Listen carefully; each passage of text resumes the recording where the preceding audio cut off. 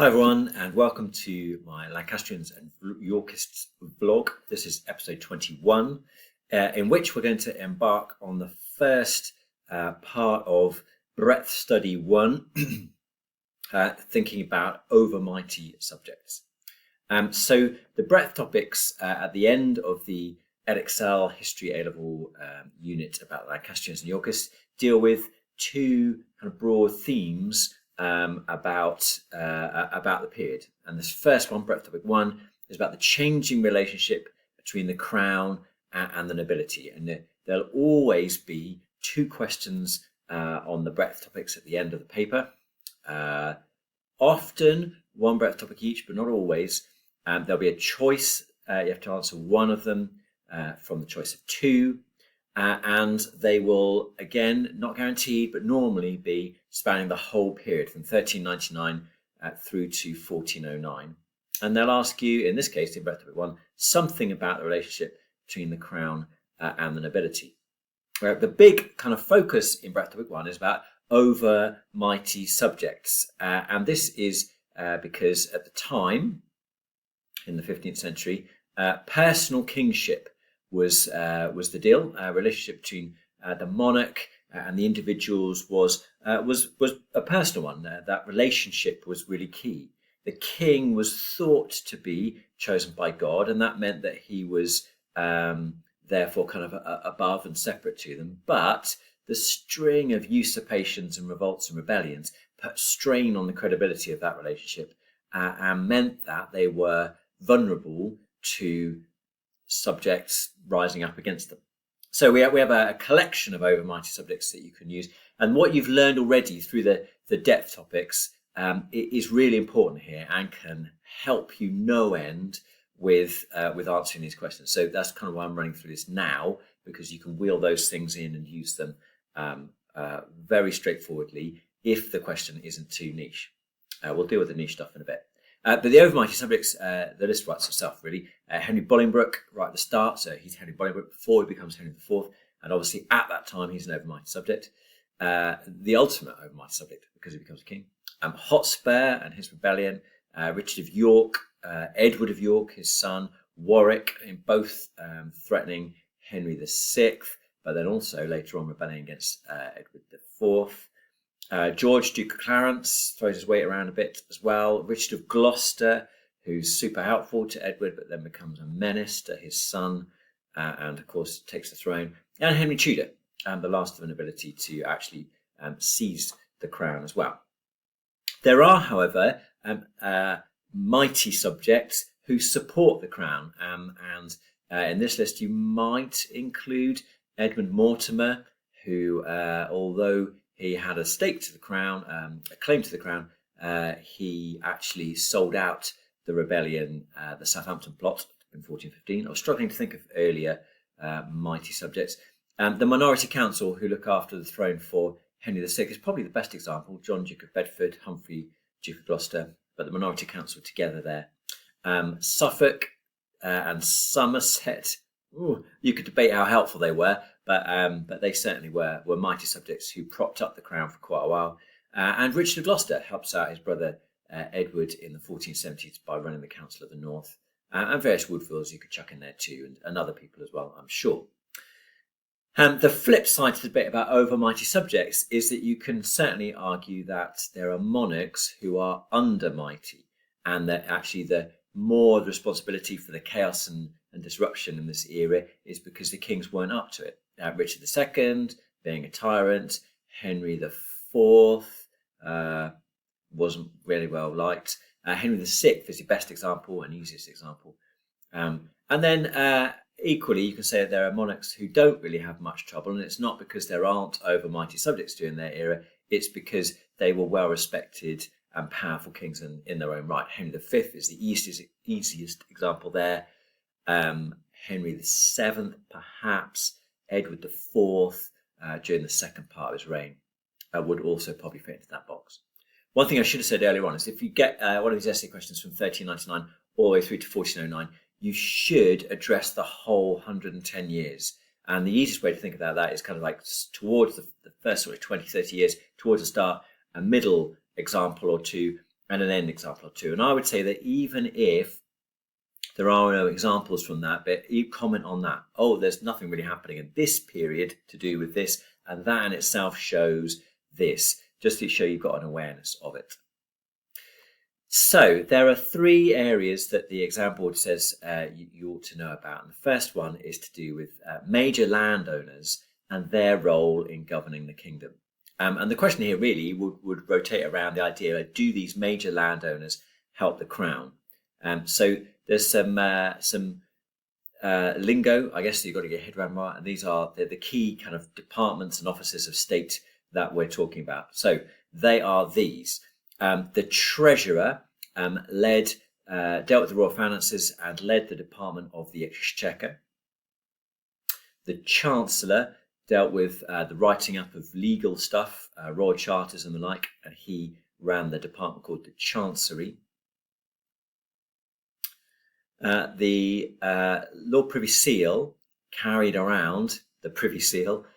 So the Chancellor held the Great Seal of State, which was used to authenticate documents that the King was chucking out, for want of a better phrase. But around about, as the King moved around, he needed to have his own kind of portable seal, and that was to authenticate letters that he wrote or other documents that he himself had.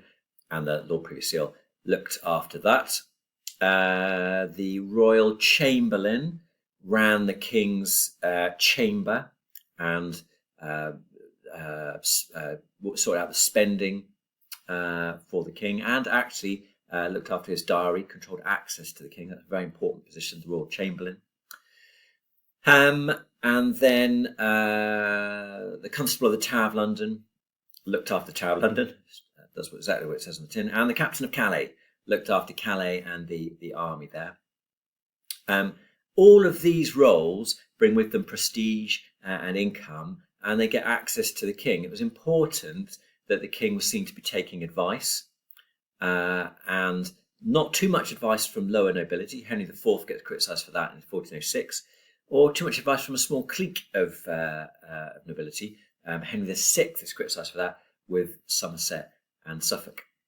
Other ways of getting advice were to call the Great Council. That's kind of like an ad hoc parliament, an informal parliament that's gathered together of any available lords.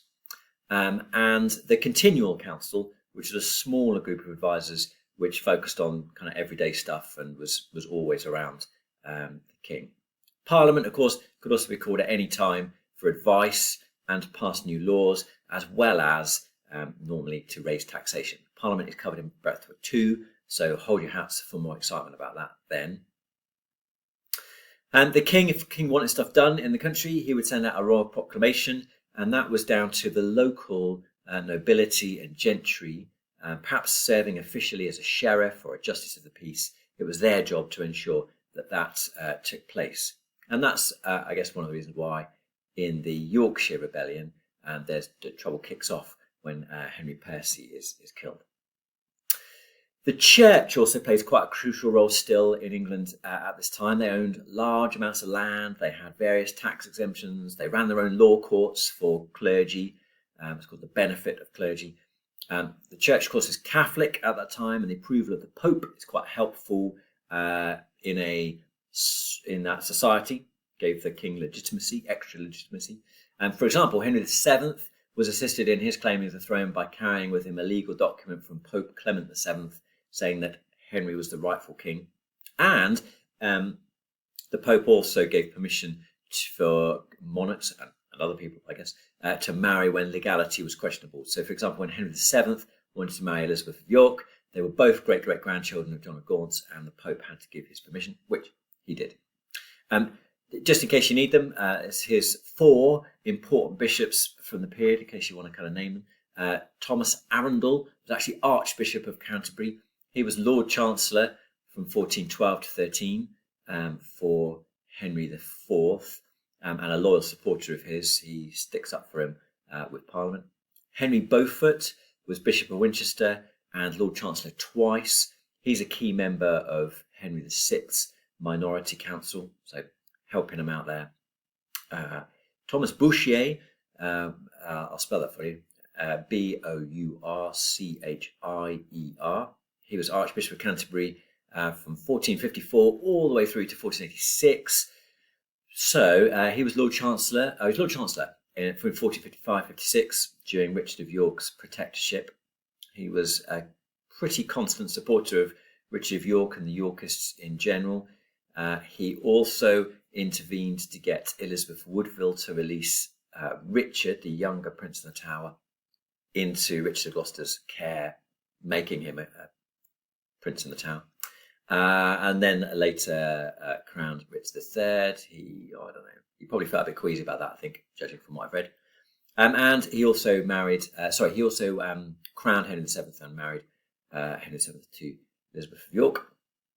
And the final of the four bishops and archbishops, John Morton, was Archbishop of Canterbury from 1486 to 1500. He was Lord Chancellor for all that time as well, and a loyal supporter of Henry VII. So the bishops and these archbishops are really people who support and uphold the monarchy, and they're just really helpful examples of that.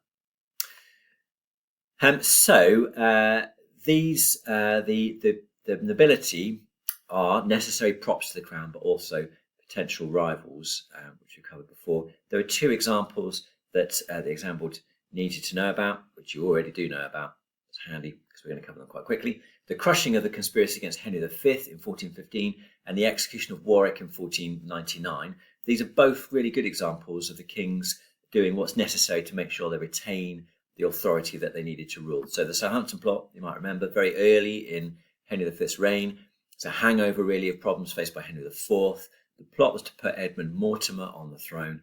There was some support from the Lollards, some support from the Welsh, not really much support all round. The plot was betrayed by Mortimer and the plotters were executed.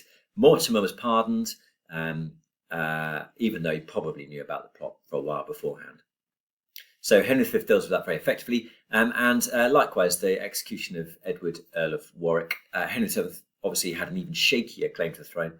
Several attempted rebellions against him. A potential focus of those was Edward, Earl of Warwick, because he was the 14-year-old son of George, Duke of Clarence, 14 years old when Henry VII took the throne. Obviously, he ages over time. He's the closest male relative of Richard III and Henry VII, therefore kept him in the Tower of London. In 1499, he perhaps tried to escape. We're not really sure. With Perkin Warbeck, he was perhaps encouraged to escape and was executed when he was caught outside the grounds of the Tower. And this was helpful to Henry VII because it removed a potential theoretical threat to him and paved the way for him to ally with Spain and get his son married to Catherine of Aragon. So that's a quick just drive by those two examples that this board particularly picks out there. The importance of that is that they could come up in the title of an essay as an example, and the whole thing here has been about how mighty major landowners and mighty subjects caused problems potentially for the monarchy through this period. I hope that's useful. Next time we'll plod on through Breadth 2, looking at retainers, and then after that we'll look at local disorders and rivalries. Thanks very much. See you next time.